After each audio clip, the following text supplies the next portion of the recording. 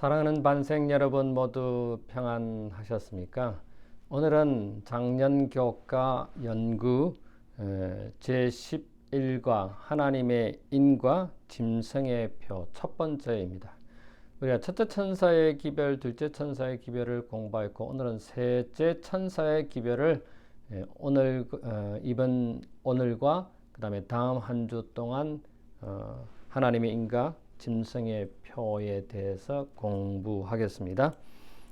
기억제를 보니까 요한계시록 7장 2절로부터 3절에 나오는 하나님의 인에 대해서 설명하고 있습니다. 우리가 하나님의 종들의 이마에 인치기까지 땅이나 바다나 나무들을 해하지 말라. 하나님의 인치는 작업에 대해서 언급을 하고 있습니다. 하나님이 어떻게 일하시는지 또 우리 영혼의 원수가 어떻게 일하는지에 대한 차이가 있습니다. 오늘 그것을 확인하게 될 것인데요. 대쟁투의 우리가 말하는 선악간의 대쟁투의 중점은 충성과 근의와 예배입니다.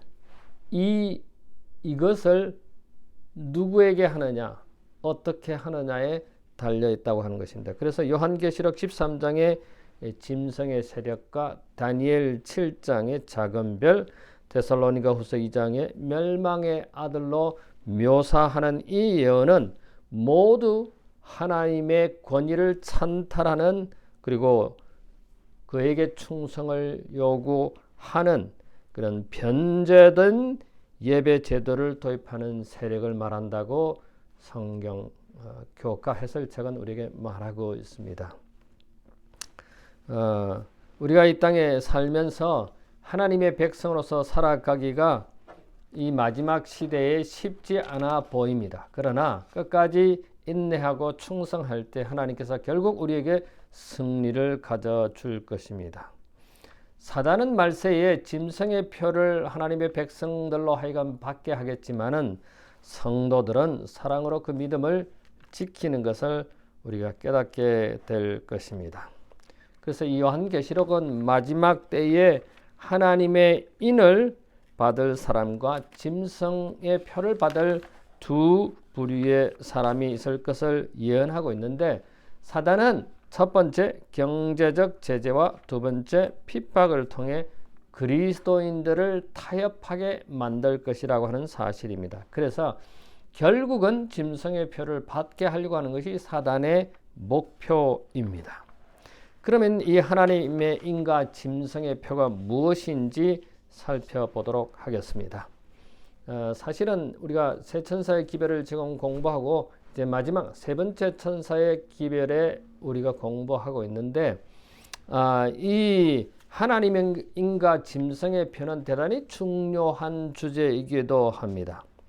요한계시록 14장 7절에 보니까 창조주 하나님을 경배하도록 우리 모두를 부르셨는데 이것이 첫째 천사의 기별입니다.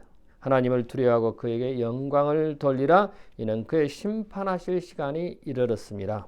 하늘과 땅과 바다와 물들의 근원을 만들라고 하는 만드는 그 창조주 하나님을 경배하라고 하는 이 하나님의 첫째 천사의 기별, 그리고 요한계시록 14장 8절에 무너졌도다 큰 성 바벨론이 하는 이 바빌론에 대해서 붉은 포도주의 영향력에 대해서 우리가 살펴보았습니다. 이것이 둘째 천사의 기별이고, 이제 오늘 우리가 배우는 생각해보는 요한계시록 14장 9절과 10절에 보면은 누구든지 짐승과 그의 우상에게 경배하고 이마와 손에 표를 받는 자들에게 부여되는 특별한 경고의 기별인 것입니다. 다시 말씀드리면은 이 셋째 천사는 짐승에게 경배하지 말라고 하는 경고인 겁니다. 요한계시록 14장 12절에 보면은 성도들의 인내가 여기 있나니 첫 번째 하나님의 계명과 둘째 예수의 믿음을 가진 자들이라고 했고 끝까지 인내하라고 하는 말씀이 기록되어 있습니다. 마지막 때 하나님의 백성에 대한 두 가지 특징, 제가 조금 전에 말씀드린 것처럼 첫 번째 하나님의 계명과 두 번째 예수의 믿음을 가진 사람들이 하나님의 마지막 때 백성이라고 하는 것입니다. 그런데 이러한 두 가지가 다 중요한 이유가 뭡니까? 그것은 확고한 믿음을 가지고 인내하라고 하는 것입니다. 하나님의 계명과 예수의 믿음을 가진 이 사람들이 끊임없이 사단의 공격과 유혹을 받을 터인데 그것에 넘어가지 말고 끝까지 인내하며 하나님의 율법에, 하나님의 계명에, 하나님의 말씀에 순종하고 그것을 지키라고 하는 내용입니다. 그래서 인내를 여기서 강조하고 있습니다. 창조주를 경배하라고 하는 요한계시록 14장 7절에는 짐승을 경배하라고 하는 요한계시록 14장 9절과 완전히 정반대입니다. 하나님의 계명을 지키고 예수님의 믿음을 가진 백성에게 창조주를 경배하라는 것이 나타납니다. 그것이 14장 12절에 있습니다. 자, 마지막 때에 창조주 하나님을 경배할 것인가? 아니면 사단이 만든 그것에 사단을 경배하고 사단이 정한 날에 경배할 것인가? 이것이 쟁투의 쟁점이 되고 논점이 된다고 하는 사실입니다. 그래서 이 예배를 누구에게 하느냐, 경배를 누구에게 하느냐, 창조주 하나님, 하늘과 땅과 바다와 그 물들의 그늘을 만드신 창조주 하나님께 경배하느냐, 제7일 안식일을 지키느냐, 아니면은 사단이 만들어 놓은 태양신을 숭배하는 일요일에 경배하는, 사단을 경배하는 이 날짜에 경배할 것인가? 이것이 논점, 이것이 문제이라는 것입니다. 다시 말씀드리면 안식일에 대한 논쟁이 쟁점이라는 것입니다. 어느 날에 하나님께 경배하고 누구에게 경배하느냐 하는 것입니다. 로마서 8장 1절로부터 4절에 보면 예수 안에서 정죄함이 없다. 에베소서 2장 8절로 10절에 보면은 믿음으로 말미암는 구원을 하나님의 선물이다. 그래 고린도서 1장 29절에 보면 내 속에서 능력으로 역사한다고 기록하고 있습니다. 이 성경절들은 믿음으로 사는 것의 결과에 대해서 무엇을 우리에게 가르쳐 주고 있습니까? 자, 그것은 율법의 요구가 이루어지도록 선한 일을 행하도록 지음을 우리가 받았기 때문에 그 가운데서 행하게 하시며 성령의 역사로 힘을 다해 수고해서 참으라고 하는, 수고해서 하라고 하는 그런 하나님의 말씀인 것입니다. 이 셋째 천사의 기별은 예배에 대한 강요와 핍박이 있을 것입니다. 예배에 대한 강요가 무엇입니까? 제7일 안식일에 예배하는 것이 아니라 첫째 날 일요일에 예배를 강요할 것입니다. 그뿐만 아니라 그렇게 하지 않을 때에는 어려움이 핍박이 따를 것이라고 하는 사실입니다. 마지막 때 시험을 견딜 만한 확고한 인내를 가지고 있다고 생각합니까? 이제 이 핍박이 몰려올 텐데 제7일 안식일을 지키는 사람들에게, 하나님의 백성들에게 국가적인 법으로 또는 권력으로 이 안식일을 지키는 무리를 향하여 공격해 올 것이고 심지어는 감옥에 갇힐 것이고 결국은 사형까지 처해질 수 있는 그런 국가적 요구가 이 사단에 의해서 하나님의 백성들에게 핍박이 몰려올 것인데 과연 이 핍박을 잘 감당할 수 있겠느냐 하는 것입니다. 순간마다 호흡마다 주님께 굴복하는 삶을 이어가서 성령께서 인도하시는 대로 따라간다면 충분히 확실하게 승리하고 견뎌낼 것이라고 하는 것입니다.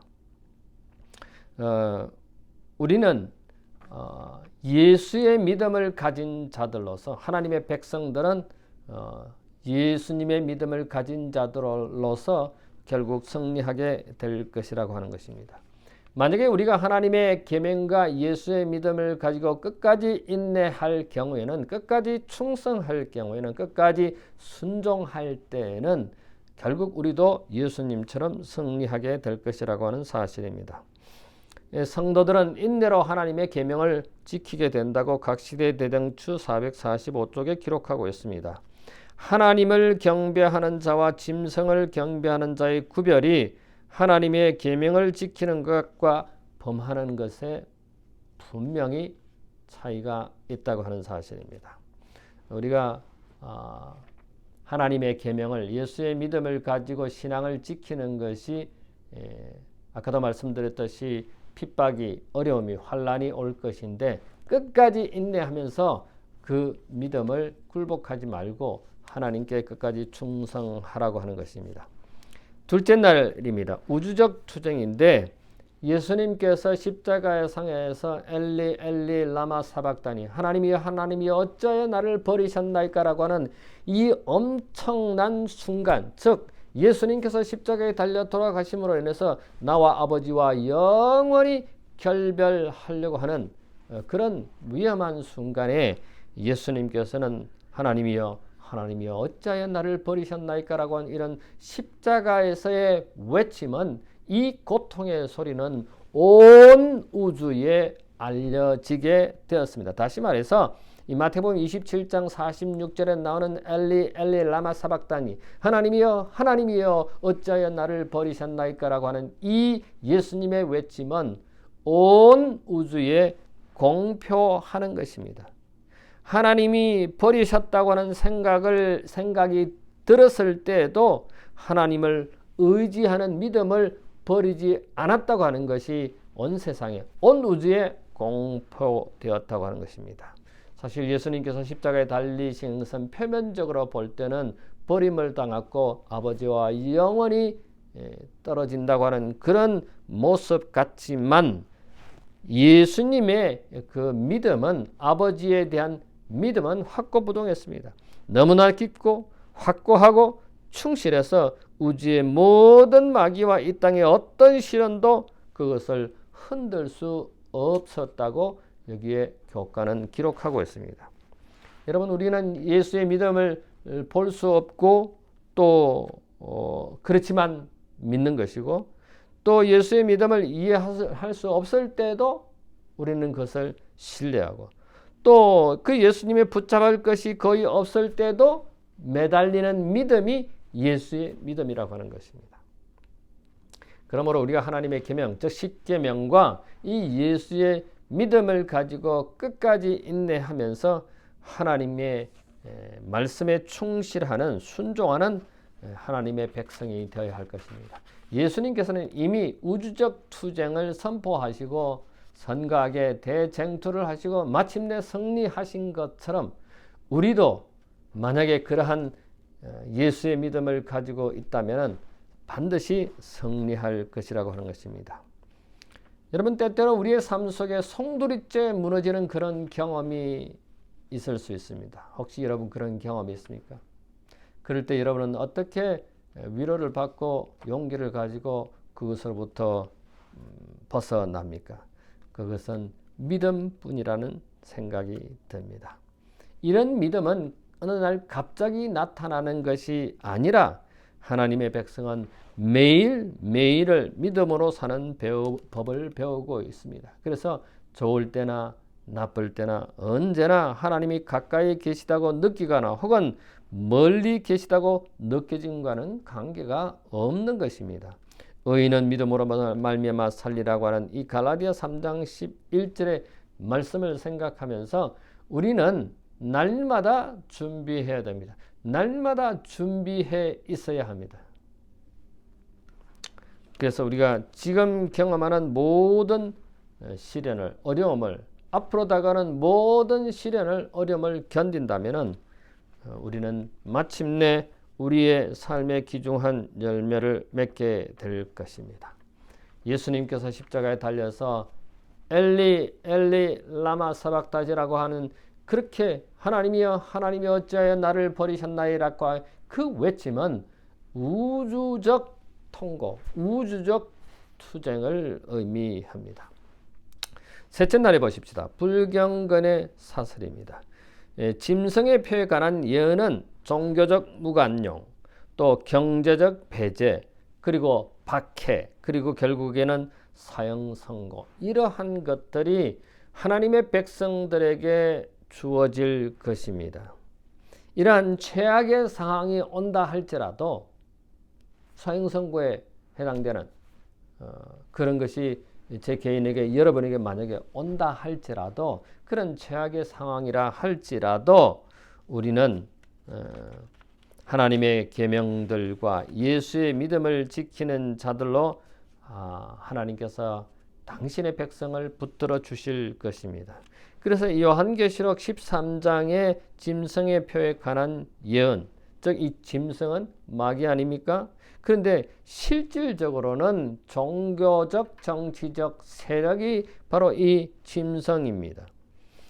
이 종교적 정치적 세력을 통해 일하고 힘을 행사할 미래의 어떤 시기에 대해서 요한계시록 13장은 말하고 있습니다. 물론 종교적 박해는 과거의 역사 때마다 계속해서 이어왔습니다. 예를 들면 가인이 하나님께서 그들에게 예배하라고 지시한 방식으로 예배했다는 이유로 그 동생 아벨을 죽인 이유로 이것은 계속되어 왔습니다. 요한복음 16장 2절에 보면은 때가 이르면 그가 경고하시기를 너희를 죽이는 자가 생각하기를 이것이 하나님의 일을 섬기는 하나님을 섬기는 일이라.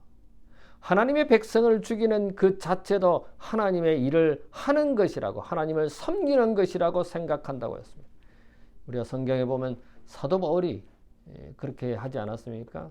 사울이 하나님의 백성들을 붙잡아다가 감옥에 넣고 그들을 붙잡아다가 어려움을 주는 그래서 나는 하나님의 일을 열심히 잘한다고 생각하는 그런 시대가 또 이 말세에 우리에게 있을 것이라고 하는 사실입니다. 짐승의 표에 관한 예언은 이 불경건의 사슬의 마지막 고리에 관한 것입니다. 그래서 모든 사람이 1년의 신념 체계와 공인된 예배 체제를 따르도록 강요하기 위해서 고안된 것입니다. 뭐가요? 짐승의 표가 그렇습니다. 그러면 요한계시록 13장 15절로부터 17절에 보면은 마지막 위기에 말세 하나님의 백성들은 어떤 일을 당하게 될까요? 아까 제가 처음에 말씀드렸죠. 첫 번째 종교적 무관용, 경제적 배제, 그리고 박해, 그리고 사형에 임하는 그런 핍박이 우리에게 몰려올 것입니다. 예언은 경제 제재로 박해가 시작될 것이라고 말합니다. 하나님의 백성들에게 하나님의 계명과 예수의 믿음을 가진 자들에게 박해가 경제적 문제로 시작될 것인데 매매하지 못하는 표가 없으면 매매하지 못하는 그런 경제적 제재, 국가적 권력에 의해서 하나님의 백성들은 핍박을 받을 것입니다. 그래서 대부분은 이러한 핍박에 굴복하거나 타협한다고 했습니다. 하나님의 백성들이 이것을 거부하면은 아까 제가 네 번째 뭐라고 그랬죠? 사형선고입니다. 죽음이 그들에게 주어지기 때문에 이런 요청에, 이런 요구에, 이런 국가적 정책에, 사단의 공격에 타협하거나 넘어간다는 것입니다. 그래서 불경건의 사설의 마지막 고리는 예배의 강요입니다. 물론 제7일 안식일에 예배하는 것을 강요한다면 아무 문제가 없죠.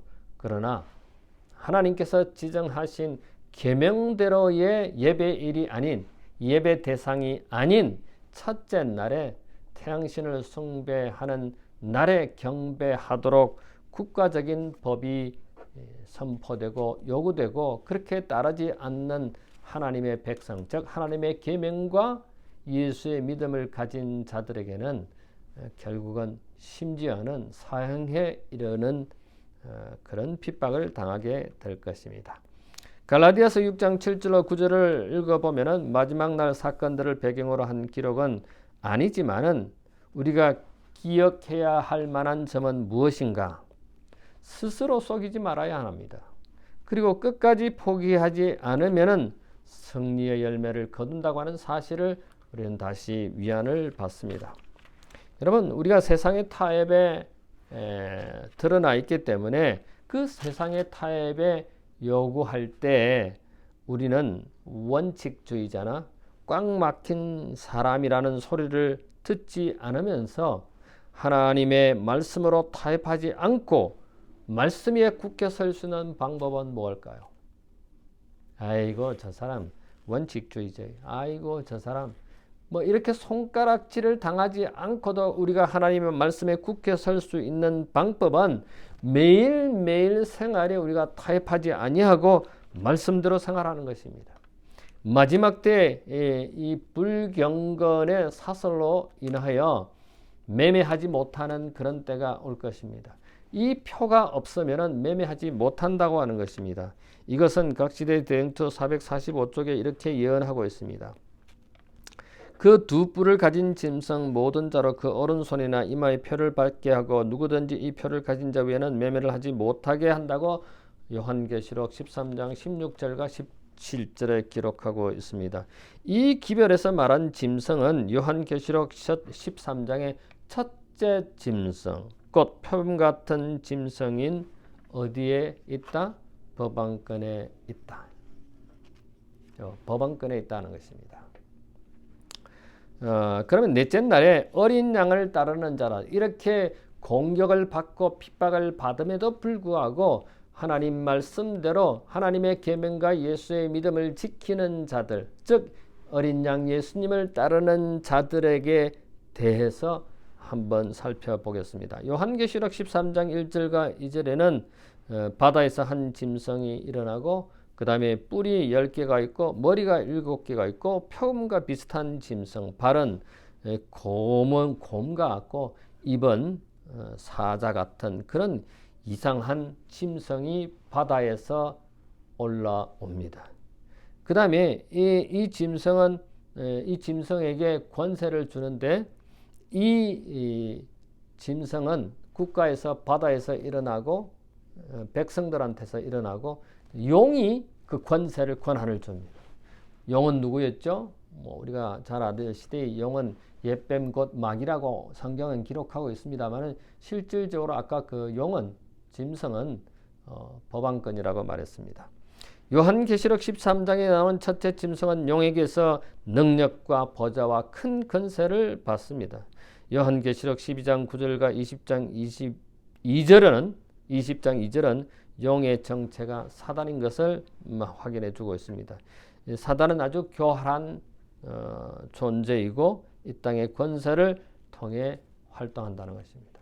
자기가 스스로 하는 것이 아니라 이 국가의 힘을 빌려서 법을 빌려서 권력을 빌어서 일을 한다는 것입니다. 그래서 우리가 잘 알듯이 남자아이를 죽이려고 한 이 사단의 계책을 우리는 너무나 잘 압니다. 그 남자아이가 누굽니까? 여자의 후손 예수 그리스도가 이 땅에 탄생했을 때 그를 죽이려고 했지만은 성공하지 못했지요. 요한계시록 13장 2절에 따르면 이교 로마를 통해서 활동하고 있는 용인 사단은 여기 새롭게 등장하는 짐승에게 그 정부의 권세를 힘을 줍니다. 용은 우리가 1차적으로 사탄을 상징한다고 하는 것을 너무나 잘 압니다. 2차적인 의미에서 로마 제국을 상징한다고 교과는 우리에게 가르치고 있습니다. 그래서 로마 교황 로마로 우리가 해석을 하는 것을 지지합니다. 재림교회 성경 주석 14권 555쪽에 보면은 이런 내용이 기록되어 있습니다. 그래서 요한계시록 13장 3절에 용은 짐승에게 권세를 주고 그 다음에 누가 능히 이와 싸우랴. 온 세상이 짐승을 따르고 어린 양이 인도하는 대로 따라가는 사람에 대해서 예언하고 있습니다. 14장 4절에는 여자와 더럽히지 아니하고 순결한 자, 어린 양이 인도하는 대로 따라간 자. 여기에 두 부류의 존재가 있습니다. 하나는 용, 짐승에게 권세를 준 그 짐승과 용에 대해서. 그리고 14장 4절에는 그것에 따르지 아니하고 여자와 더럽히지 아니하고 순결하게 어린 양이 인도하는 대로 따라가는 백성들, 두 부류의 백성이 있습니다. 제국 로마가 로마 교황권에게 권세를 주어 온 세상이 이를 따릅니다. 여러분 오늘날 가장 유명한 조직을 꼽으라고 그러면은 로마 교황 천주교회입니다. 여러분 온 세상이 이 로마 교황청의 지시를 받고 있습니다. 그 다음에 앞으로는 이것이 더 강력해질 것입니다. 사단이 땅의 권사를 통해서 일한다고 했습니다. 우리가 누구든지 사회나 국가에 소속하고 있습니다. 그런데 그 국가나 사회에서 올바른 원칙대로 그 국가나 사회가 운영된다면 그 속에 있는 사람들은 올바른 삶을 살 수 있을 것입니다. 그러나 그 사회가 그 국가가 올바른 원칙이 아니고 변경된 악의 형태로 존재한다면 그 속에 있는 사람들도 그것에 물들게 될 것입니다. 그래서 세상은 사단의 왕노릇하고 사망과 죄가 왕노릇하는 이 세상이 되어버렸습니다. 그래서 가짜 교회, 가짜 예수 이런 것들이 등장하게 되어 있습니다. 그러므로 이 가짜 교회, 가짜 예수, 가짜 교리에 하나님의 백성들, 즉 하나님의 계명과 예수의 믿음을 가진 남은 자손들은, 하나님의 백성들은 이런 가짜에 넘어가지 않도록 깨어 있어야 하겠지요. 예수님을 위하는 편이냐, 예수님을 반대하는, 대적하는 반대편이냐, 이것이 우리가 생각해 볼 문제입니다. 결코 중간 지점은 없다는 것입니다. 이거 아니면 이것입니다. 너희가 내 이름으로 말미암아 모든 사람의 미움을 받을 것이나 끝까지 견디는 자는 구원을 얻으리라. 예수님께서 마태복음 10장 22절에 하신 말씀입니다. 이렇게 곤란함과 핍박과 어려움을 당할 것이나 끝까지 견디는 자는 구원을 얻는다고 성경은 우리에게 말하고 있습니다. 어린 양에게 속한 자들이니 그 입에는 거짓이 없고 흠이 없는 자들이라고 요한계시록 14장 4절부터 5절에 있는 말씀입니다.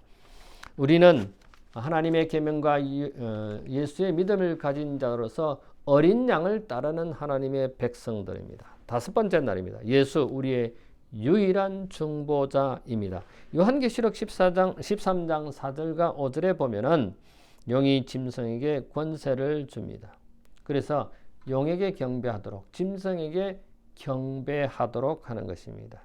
여러분, 이 짐승이 과장되었고 또 신성 모독하는 말하는 입을 가진 짐승이라고 말했고, 그리고 42달을 일할 권세를 가진다고 기록하고 있습니다. 근데 여기에 하나님을 대적하는 말을 하고 42달, 즉 1261년 동안 역사적 사실로 우리는 이 짐승이 영향력을 미치고 하나님의 백성들을 괴롭힌 것을 우리는 사실을 통해서 압니다. 이 이교 로마에서 요한계시록에 나타나는 이 짐승은 이교 로마에서 일어나서 세계적인 예배 정체제로 성장하는 배도한 종교 세력입니다. 아까 제가 언급했던 것처럼 교황권을 의미하는 것입니다. 요한계시록 13장 5절에 보면은 그 세력에 대해서 기록을 하고 있습니다. 신성 모독하는 세력입니다. 신약 성경에서 신성 모독은 하나님의 특권과 왕권을 동등하게 취하는 것을 설명되어 있습니다. 그래서 누가복음 5장 18절부터 26절에 보면은 한 중풍병자가 예수님께 나오는데 사람이 너무 많아서 진행할 수 없으니까 지붕을 올라가서 지붕을 뚫고 그 중풍병자를 예수님 앞으로 내립니다. 그때 예수님께서 믿음을 보시고 내 자리를 들고 일어나 가라고 명령하셔서 죄사함을 받으라고 말씀하셨습니다. 예수님께서는 이 용서할 권리, 제사함을 권리가 있습니다. 그런데 하나님이 아닌 인간이 죄를 용서할 권한은 없습니다. 근데 이 땅에 인간으로서 사람으로서 사람의 죄를 사해주는 사제가 있습니다. 성경 그 어디에도 사람이 죄를 용서해주고 즉 죄사함을 주는 그 어떤 것도 없습니다. 그래서 하나님이 죄사함을 줄 수 있는 권한이 있지 인간이 종교 지도자가 죄사함을 줄 수 있는 권한은 성경 어디에도 없는 것입니다. 이것은 하나의 신성 모독입니다. 오로지 예수님만이 하나님이 죄사함을 줄 수 있다고 하는 사실입니다.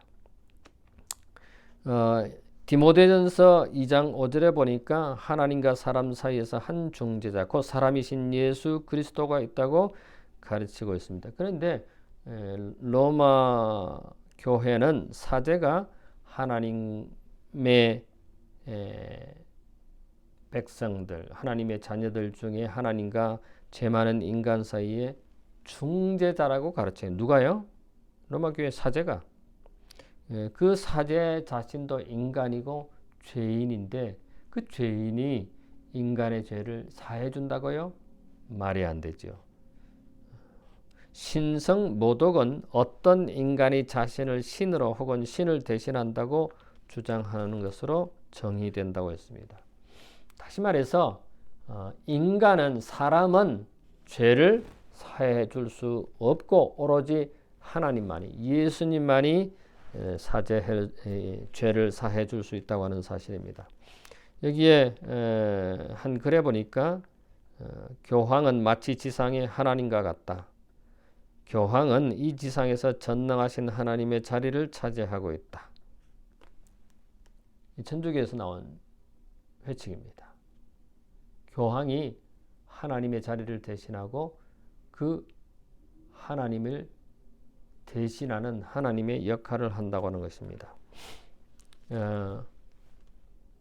교황이 사제가 우리 인간의 죄를 사해 주는 것이 아니라 우리의 유일한 중보자인 예수 그리스도께서 우리의 죄를 사해 주실 수 있는 것입니다. 여기에 등장하는 요한계시록에 등장하는 짐승은 인간의 신을 자리에 놓고 우리의 중보자로 제시하고 그리스도의 자리를 대신하는 신성 모독을 범한다. 우리의 참된 중보자는 사제가 아니라 인간이 아니라 예수 그리스도라고 하는 사실입니다. 우리 인간이 사람이 중보자가 될 수 없습니다. 사망의 존재가 생명의 존재로 바뀔 수 있는 것은 오로지 예수 그리스도에 의해서만 가능한 것입니다. 성직자는 인간입니다. 다시 말해서 중보자가 될 수 없는 것입니다. 오로지 예수님만이 중보자가 될 수 있고 그러므로 만약에 인간이 사제가 교황이 인간의 죄를 사해 준다면 그건 신성모독이고 하나님의 권위를 찬탈하는 존재가 되겠죠. 하나님의 자리를 대신하는 그 어떤 것도 신성모독이고 우상숭배라고 하는 것입니다.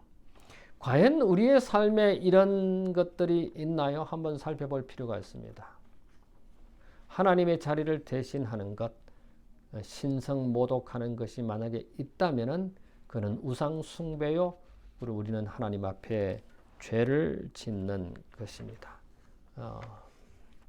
자, 마지막 날 여섯째 날입니다. 하늘에서 대쟁투가 시작된 시초부터 하나님의 율법을 전복하는 것이 사단의 목적이 되어왔다. 인류를 기만하여 하나님의 율법을 범하게 하는 것이 그가 꾸준히 추구해온 목적이다. 각 시대 대쟁투 582쪽에 기록된 내용입니다. 그래서 그는 이 성경의 교리를 왜곡시키려고 애썼습니다. 우리는 이 싸움, 어떤 싸움입니까? 사람의 율법과 여호와의 계명과의 싸움입니다. 또 성경의 기초를 둔 종교와 우화와 유전의 기초를 둔 종교와 싸우고 있는 것입니다. 창조주이신 그리스도의 개념은 안식일 예배의 핵심입니다. 안식일은 우리 정체성의 영원한 기념비입니다. 우리가 창조된 존재이며 우리의 창조주가 우리의 충성과 경배를 받기에 합당하다는 생각을 끊임없이 강화해야 함을 우리에게 말하고 있습니다. 이것이 마귀가 안식일을 그토록 싫어하는 이유이고 그것은 우리를 창조주와 연합하게 하는 황금고리며 이것이 마지막 위기에 안식일이 중요한 역할을 하는 이유인 것입니다. 자, 오늘은 하나님의 인과 짐승의 표의 첫 번째 부분을 저희들이 살펴보았습니다. 분명한 것은 마지막 시대에 이 사단은 권력, 국가를 통해서 어떤 종교 체제를 통해서 법으로, 권력으로 하나님의 계명과 예수의 믿음을 가진 자들에게 핍박과 강요할 것입니다. 다시 말해서 뭘 강요합니까? 하나님의 계명을 지키는, 즉 안식일, 제7일 안식일을 지키는 무리들을 향하여 그 날이 아닌 사람이 만든 하늘과 땅과 바다와 물들의 근원을 만드신 창조주가 만든 그 날에 지정한 날에 예배하지 아니하고 국가적인 법으로 사람이 만든 유전으로 전통으로 내려온 일요일을 경배를 강요할 것입니다. 그런 핍박과 곤란이 이제 하나님의 백성들에게 다가올 터인데 그런 곤경을 그런 핍박을 감당하지 못할 하나님의 백성들은 영감의 글에 의하면 미리 잠재운다고 했습니다. 여러분 한번 생각해 보십시오. 그런 핍박, 그런 어려움, 심지어는 사형에까지 치르는 그런 핍박이 몰려올 것에 대비해서 우리는 어떤 삶을 살아야 합니까? 우리는 날마다 지금 준비하며 살아야 할 것입니다. 자, 다음에는 하나님의 인과 짐승의 표 두 번째 계속해서 우리가 연구하게 될 것입니다. 역사적으로 핍박이 어떻게 몰려왔는지를 우리가 살피고 그 다음에 하나님의 인과 짐승의 표, 즉 안식일과 일요일 문제에 대해서 다시 확실하게 짚고 넘어가야 할 부분들을 공부하게 될 것입니다. 다음 한 주도 여러분이 이것을 잘 공부해서 큰 유익을 얻게 되기를 바랍니다. 잠시 머리를 숙일까요? 고마우신 우리들의 하늘아버지, 하나님의 계명과 예수의 믿음을 가진 하나님의 백성으로 저희를 붙들어 주시니 참으로 감사합니다.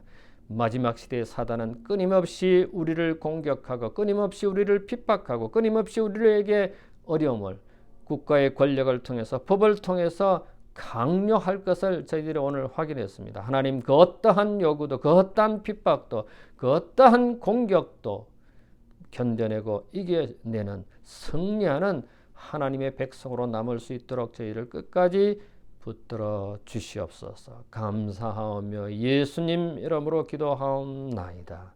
아멘.